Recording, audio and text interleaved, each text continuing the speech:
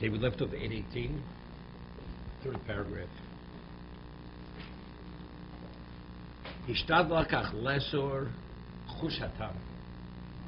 We're speaking about disciplining, taking control of your senses.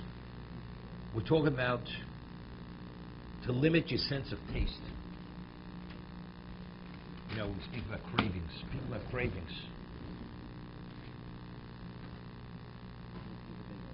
You should only take what's necessary from food and drink. And you should separate yourself, abstain from what's more than what's minimally necessary. And he says, and what is the strategy how to deal with this? You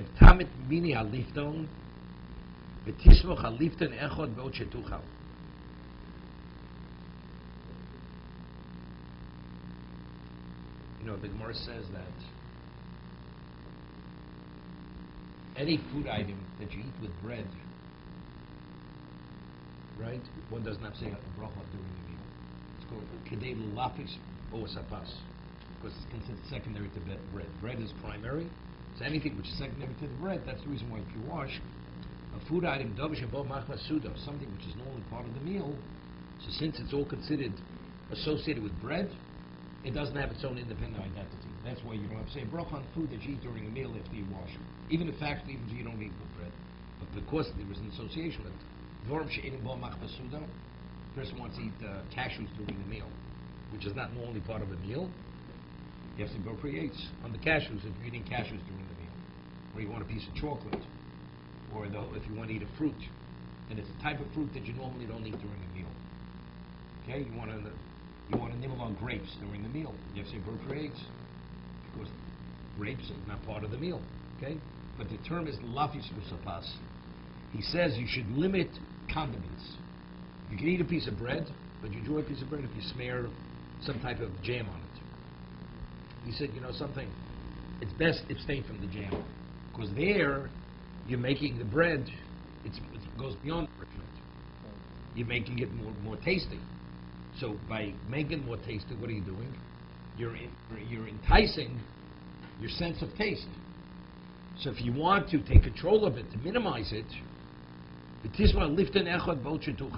if one condiment or one type of food to be associated with bread is sufficient, a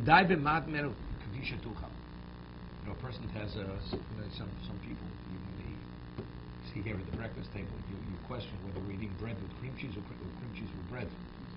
The layer they put on is like it's after container. Some of the people here. So you understand.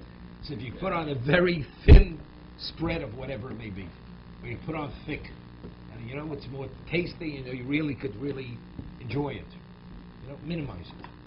Whatever degree you minimize it, it has value. That's conditioning your sense of taste. But occasionally.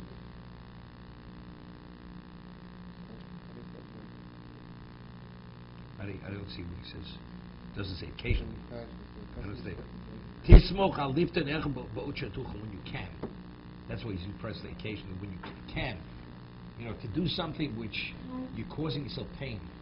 It's the wrong thing. I mean, you can't go beyond your capability. I can eat one meal a day where you need 2 meals. I mean, factually, you be craving for another meal.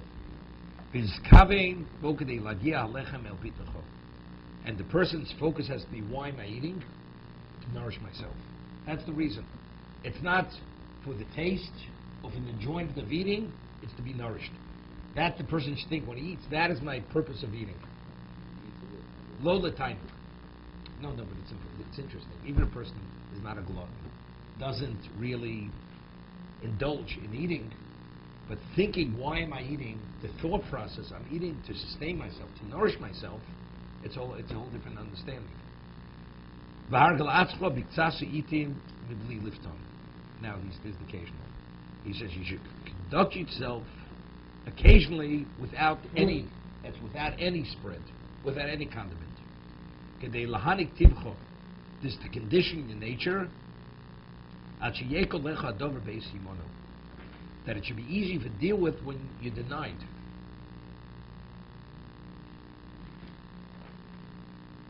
know, some people, person at the restaurant shuts down. They say, so what are we going to do? We have no restaurant now.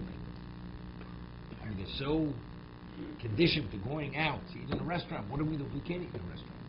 And if you can't, see, saying over this conditioning of having less, see, even when you deny totally, you're not going to crave for it.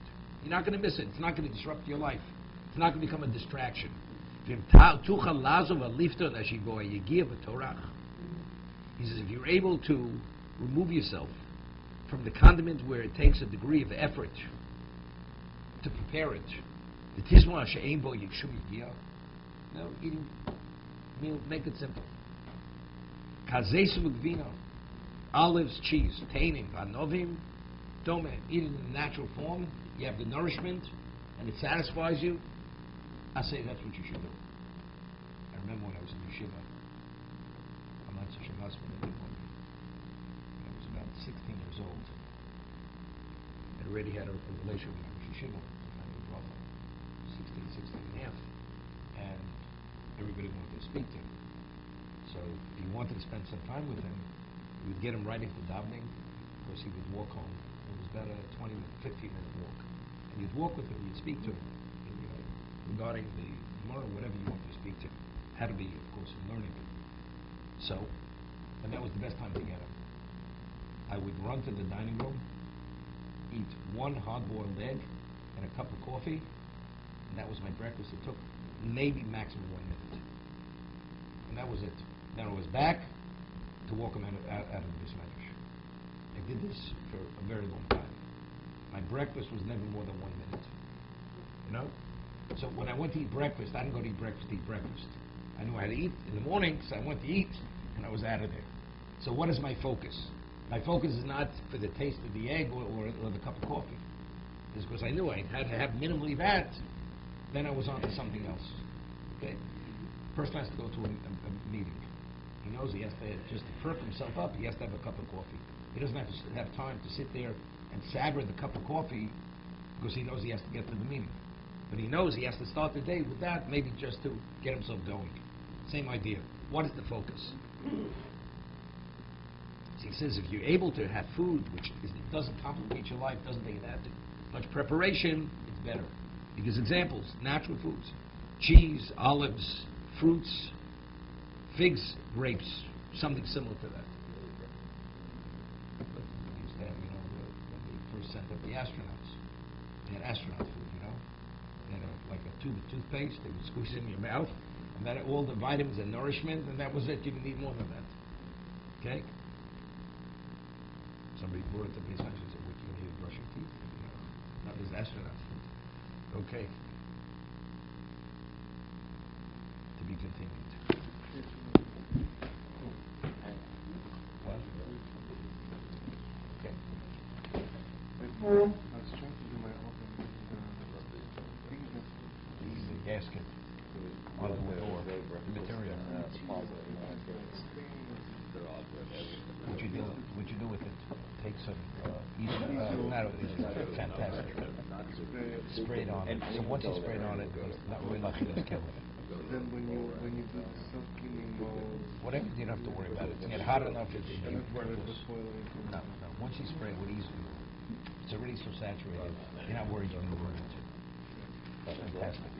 You don't put fantastic on it. I put some easy oil here. No, fantastic on it. Not really not going to kill it.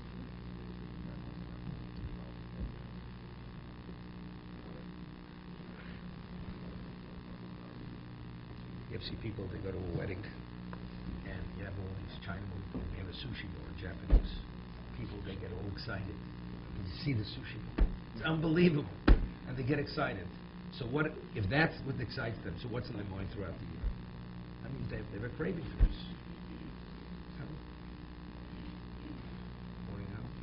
People get excited about the smorgasbord. Every type of meat and delicacy and fish. And that tells a lot about the person.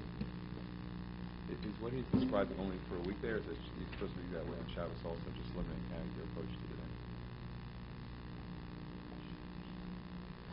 Look, if you know certain foods affect you, even on Shabbos, eating a certain type of food will activate a person's alcoholic. You know, well, Shabbos I'll drink, but if drinking on Shabbos is going to activate your whole system, you stay away on Shabbos also, right? So you have something else which is only Shabbos, but it's not the degree that it's going to throw you off. As they say, you have to have safety. Right. You have to behave rationally. I was at a wedding once, and I was asking when I had a question with this Rav, and they asked me, how many plates should you take? And I said, I don't know if it's the question. The person was worried about that.